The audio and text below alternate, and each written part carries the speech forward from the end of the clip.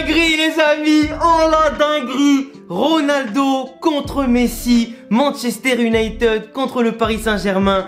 Mais ça va être incroyable. Les amis, c'était écrit en fait, c'était écrit ce qui se passe. C'était écrit. Là, j'ai la peine de rentrer de la salle d'où vous voyez ma tenue là, un petit peu sportif, etc. Mais là, je suis choqué, le tirage, je m'attendais pas à ça. J'ai couru pour voir en direct quasiment le tirage, je suis arrivé quasiment à la fin. Mais là, c'était écrit. Là, les amis, on a déjà dès les huitièmes des confrontations de ouf. Manchester United, PSG. De l'autre côté, on a Atlético Bayern, Inter Milan Ajax, Chelsea Lille, Sporting Juventus, Salzbourg Liverpool, Villarreal Manchester City et surtout ce qui nous intéresse le plus, Benfica Real Madrid. Benfica Real Madrid, ça fait, je sais pas si j'ai déjà vu un Benfica Real Madrid en tout cas depuis que je suis né, que je suis le Real Madrid, ou alors c'était vraiment quand j'étais peut-être un peu plus petit, enfin ou alors peut-être que c'était récemment, mais je m'en rappelle absolument pas. Vous me direz ça en commentaire. Vu qu'on a déjà affronté Sporting Portugal, Porto, il y a peut-être un petit peu plus récemment aussi, mais t'as Benfica, je m'en rappelle plus. Mais en tout cas, Benfica, excellent tirage pour le Real Madrid. C'est mieux que de choper Chelsea, le Paris Saint-Germain dès les huitièmes, même si honnêtement, vu notre niveau de jeu actuel, footballistiquement, tactiquement, techniquement et physiquement, j'ai peur ni de l'un ni de l'autre. On les aurait à mon sens torché les deux.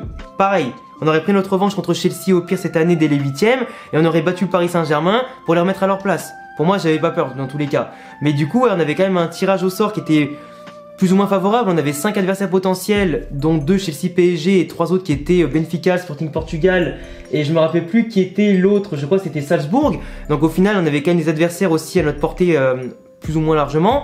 Là pour le coup Benfica, bien sûr faudra pas les sous-estimer vu qu'ils ont quand même bien battu le Barça 3-0, puis après ils leur ont tenu tête au match retour. Donc c'est pas une équipe à sous-estimer, même si le Barça n'est pas non plus un indicateur aujourd'hui très fiable de comparaison, si tu vois ce que je veux dire. Mais c'est vrai que Benfica, voilà, ils sont quand même sortis d'un groupe où il y avait le Bayern et tout ça, donc à ne pas négliger. On analysera en tout cas ça plus tard dans l'année pour voir leur performance par rapport à ce qu'ils ont fait en championnat, la Ligue des Champions, analyser leurs joueurs individuellement. Du coup d'ailleurs n'hésitez pas à vous abonner, cocher la cloche pour pas rater ça, et les débriefs à chaud, les analyses d'avant-match, analyse de joueurs, tout ça. Mais sinon globalement, pour donner mon avis sur ces tirages au sort, c'est un truc de fou. Là on va encore une fois vivre des moments insane. Alors les clubs espagnols qui tombent sur Benfica et tous les deux autres contre le Bayern et Manchester City, il se peut qu'on n'ait plus encore une fois qu'un club espagnol en quart de finale. L'Espagne cette année c'est assez compliqué au niveau de l'Europa League et la Ligue des Champions. Là ça risque d'être encore une hécatombe en affrontant deux gros. On n'est pas quand même à l'abri d'une surprise venant de l'Atlético Madrid, mais vu leur niveau de jeu en ce moment, je pense pas qu'ils peuvent faire rougir le Bayern en tout cas bien longtemps.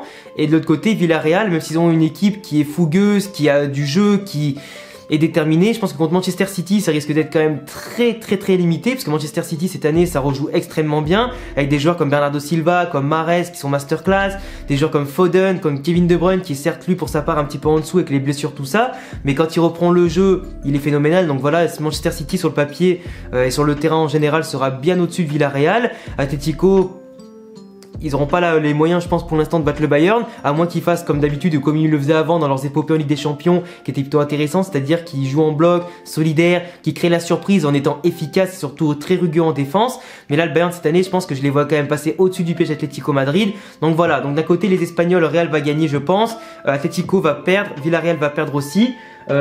Autre club qui a du coup maintenant, on a l'Inter Milan contre l'Ajax. L'Ajax qui joue avec notamment Haller devant, qui plante énormément de buts en Ligue des Champions, qui ont aussi un collectif extrêmement bien huilé, digne de leur dernière épopée aussi. Vous avez perdu contre Tottenham en demi. Ils sont peut-être même un peu meilleurs que la dernière fois, parce que là franchement je les vois vraiment encore plus fluides qu'avant, encore plus stylés qu'avant, avec des joueurs qui sont peut-être un peu moins charismatiques que ce qu'ils avaient à l'époque avec De Jong, avec De Ligt, etc.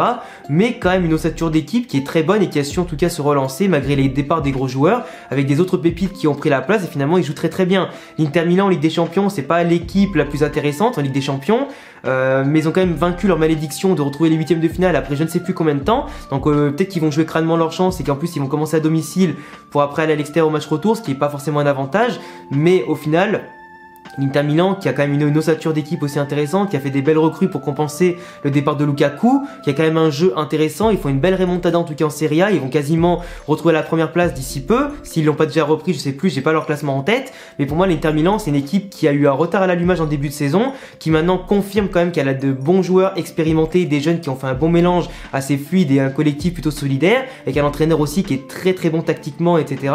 Donc pour moi je pense que l'Inter Milan peut passer contre l'Ajax Amsterdam si si l'Ajax Amsterdam bien sûr joue le même football, ça va proposer une excellente opposition de style. Donc je pense très clairement qu'il y aura une confrontation, double confrontation avec beaucoup de buts entre l'Inter et l'Ajax, et il n'y a que du beau à venir. Mais après, si je dois donner mon favori, je partirais peut-être plus sur l'Inter Milan, qui va sûrement profiter d'avoir brisé sa malédiction pour essayer d'aller le plus loin possible, et pourquoi pas aller en quart de finale et pourquoi pas en demi, ça peut être possible, ils ont en tout cas les joueurs pour. Autre confrontation, Chelsea-Lille, je pense que là il n'y aura pas débat, même si Lille a fini premier d'un très bon groupe de Ligue des Champions, avec Wolfsburg, avec Séville qui a beaucoup déçu, et Salzbourg en tout cas qui s'est aussi hissé avec un bon niveau là-dedans. Une poule qui était assez homogène, j'allais dire, il y avait un niveau qui était assez égaux entre tous les 4 concurrents. Lille qui a fini premier, qui a donc bien aidé l'indice UEFA de la France à grimper, mais pour moi là, Lille, par rapport à leur saison en championnat qui est pas ouf, là ils vont affronter une très belle équipe qui en championnat veut gagner la première ligue et peut encore gagner la Ligue des Champions, qui est quand même le champion de la Ligue des Champions en titre. Et pour moi Chelsea, même s'ils sont dans un bon ou dans un mauvais jour, ils resteront dans tous les cas au-dessus de Lille. Donc pour moi Chelsea, il n'y a pas photo, mais ils sont passés deuxième à la dernière journée à cause d'un but encaissé à la 95e contre le Zénith. Pour moi Chelsea, il n'y a pas photo, ils vont passer largement. Même si dans le football rien n'est écrit à l'avance, et bien sûr que les miracles peuvent exister. Salzbourg-Liverpool, alors Salzbourg-Liverpool, pour moi il n'y a pas photo non plus. Liverpool, ils sont tellement dans une forme exceptionnelle avec notamment Mané, avec Salah, etc. Même si les confrontations vont arriver après ou pendant la CAN, je sais plus trop les calendriers, il va falloir regarder. Il se peut que Salah et Mané soient assez fatigués de l'enchaînement des matchs entre Liverpool et après leur sélectionnaire avec la CAN, surtout s'ils vont très très loin. Donc dans tous les cas, ils seront présents je pense, et dans tous les cas, Liverpool avec Salah ou avec Mané ou sans les deux, j'allais dire, bah, ils ont largement les moyens. Il y a quand même Diogo Jota, il y a quand même Firmino, t'as quand même des joueurs aussi jeunes qui prennent la place assez souvent et qui sont exceptionnels. La colonne vertébrale de Liverpool globalement sera là, donc tu vois, pour moi Salzbourg, ils ont certes une équipe qui est euphorique dans les compétitions comme ça et qui sont jeunes avec des mecs comme Adeyemi qui sont extrêmement bons et qui vont sûrement signer dans les gros clubs l'année prochaine, mais pour moi Liverpool là c'est largement au-dessus de Salzbourg. Sporting Portugal, Juventus, là je pense qu'il y aura aussi un no match parce que le Sporting en Ligue des Champions c'est pas exceptionnel. La Juventus ils ont quand même fait une excellente saison en Ligue des Champions, malgré contre Chelsea c'était assez égalitaire, etc. Ils sont passés premiers un petit peu, pas par injustice, mais bon, c'était pas les plus méritants à passer premier de cette année. Au final, la Juventus en championnat, ils ont très mal commencé, mais là l'équipe commence à se ressouder un petit peu, à retrouver de l'efficacité, solidité défensive aussi derrière. Donc tu vois, ils font aussi une belle remontada au classement de Serie A, même si à mon avis ça va être très compliqué pour eux de viser le titre, sauf si Naples et Milan AC et l'Inter Milan va commencer à trébucher petit à petit, mais là l'Inter Milan sont lancés comme un rouleau compresseur. C'est plutôt Naples et le Milan AC qui tombent un petit peu de fatigue et aussi en termes de mental. Donc la Juventus, je les vois quand même passer devant le Sporting, mais s'ils ont l'année dernière avec Ronaldo perdu contre le FC Porto qui était quand même donné largement des favoris, enfin pas des favoris mais défavorable. Donc voilà, à mon sens il peut tout arriver. Après Sporting Portugal n'a pas le football du Porto et n'a pas du FC Porto, il n'a pas le football non plus de Benfica. Donc pour moi le Juventus sur le papier part avec une longue longueur d'avance. Après voilà, le PSG contre Manchester United, pour moi, ça va être une confrontation de style, ça va être une confrontation aussi d'équipe entre une qui a changé d'entraîneur en cours de route et qui a pourtant tout sur le papier pour faire un collectif explosif, pour remporter le plus de titres possible. Mais pour l'instant, la sauce n'a pas pris entre les jeunes joueurs comme Sancho, etc. qui sont arrivés, avec Ronaldo qui est en train de tirer tout le monde vers le haut, qui les sauve quasiment à chaque fois que c'est en championnat ou en Ligue des Champions. C'est d'ailleurs grâce à lui qu'ils sont arrivés en 8ème de finale avec tous les buts qu'il a marqués assez importants pour gagner les matchs. C'est vrai qu'après le collectif, t'as des joueurs qui déçoivent beaucoup, en défense surtout. Manchester est vraiment un gruyère et qui va être facilement exploitable je pense par Mbappé, sa vitesse, sa percussion, par Di Maria, pourquoi pas aussi par Messi qui pourrait, à l'instar un petit peu de sa Ligue des Champions pour le moment, continuer à marquer des buts importants. Donc là c'est quand même chaud parce qu'une grosse équipe va sortir dès les 8ème, une équipe qui à chaque fois de part et d'autre qui a beaucoup investi, une équipe qui a des gens sur le papier fait pour aller beaucoup plus loin et surtout une prestance aussi au niveau du club qui fait que s'arrêter en 8ème de finale ça le fait pas du tout. Pochettino s'il se fait éliminer dès les 8ème je pense qu'il survivra pas à ça. Vu le budget qu'il y a, vu l'équipe qu'il y a, Rangnick s'en fout lui parce que lui c'est vraiment le coach intérimaire et dans tous les cas il sera remplacé l'année prochaine. Les deux clubs visent Zinedine Zidane, mais Zidane veut plutôt l'équipe de France pour l'après Coupe du Monde 2022. Donc on verra bien qui c'est qui sera aux commandes l'année prochaine ou au courant de l'année, mais c'est vrai que là pour moi c'est quand même deux équipes qui sont pas forcément en pleine confiance parce que même si le PSG gagne des matchs, ils ont pas la manière de ouf. Donc dès qu'en face t'auras une énorme équipe qui va les bousculer au pressing, à la construction et exploiter leurs failles, parce que le PSG a énormément de failles et en Ligue des Champions on l'a vu contre Manchester City, ils se sont fait manger.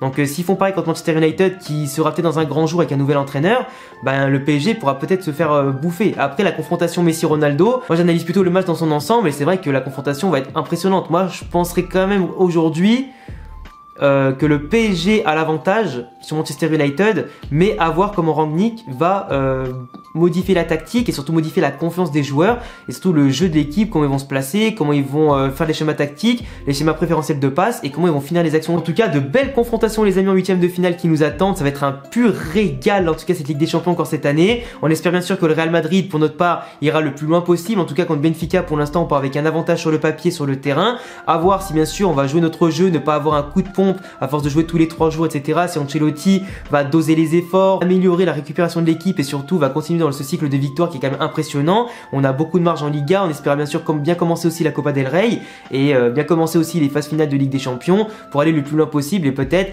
plus loin que l'an dernier, pourquoi pas chercher le titre. En tout cas les gars, je vous laisserai me donner vos pronostics selon vous pour les huitièmes de finale que l'on a vu aujourd'hui, en tout cas qui ont été tirés au sort pour la Ligue des Champions. Je vous laisserai aussi pourquoi pas simplement me donner vos avis sur Benfica. Si vous connaissez un peu plus Benfica que moi, en tout cas je vais me creuser un peu plus sur la question. Je vais analyser leur parcours dans toutes les compétitions et leurs joueurs etc, leurs tactiques, leurs habitudes de jeu pour proposer une vidéo pronostic sur Benfica et le Real Madrid. On en parle bientôt, du coup abonnez-vous et cochez la cloche si vous kiffez le Real Madrid, mes vidéos. Je vous laisse également me rejoindre sur tous les réseaux qui s'affichent ici et en description. À bientôt les amis pour prochaine vidéo. Ciao.